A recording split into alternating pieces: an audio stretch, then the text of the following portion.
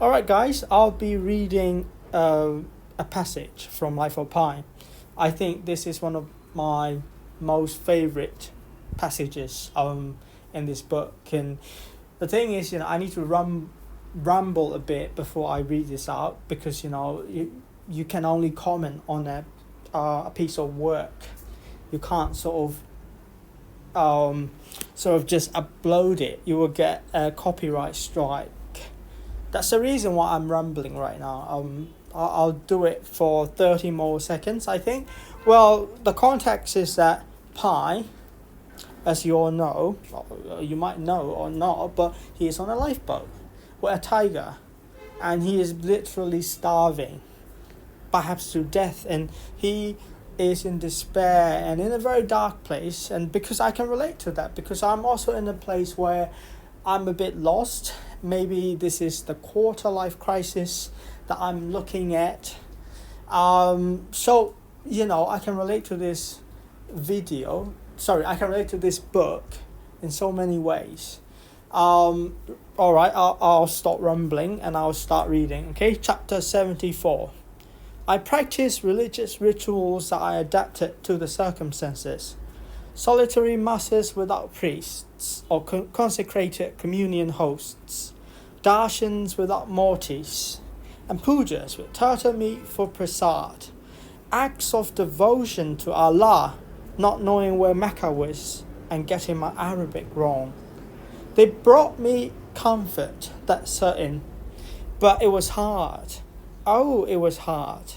Faith in God is an opening up, a letting go, a deep trust, a free act of love. But sometimes it was so hard to love. Sometimes my heart was sinking so fast with anger, desolation, weariness. I was afraid it would sink to the very bottom of the Pacific and I would not be able to lift it back up. At such moments, I try to elevate myself. I would touch the turban I'd made with the remnants of my shirt and I would say aloud, "This is God's hat." I would pat my pants and say aloud, "This is God's attire." I would point to Richard Parker and say aloud, "This is God's cat." I would point to the lifeboat and say aloud, "This is God's ark." I would spread my hands wide and say aloud, "These are God's wide acres." I will point to the sky and say aloud, "This is God's ear." And in this way, I will remind myself of creation and of my place in it. But God's hat was always unraveling. God's pants were falling apart. God's cat was a constant danger. God's ark was a jail.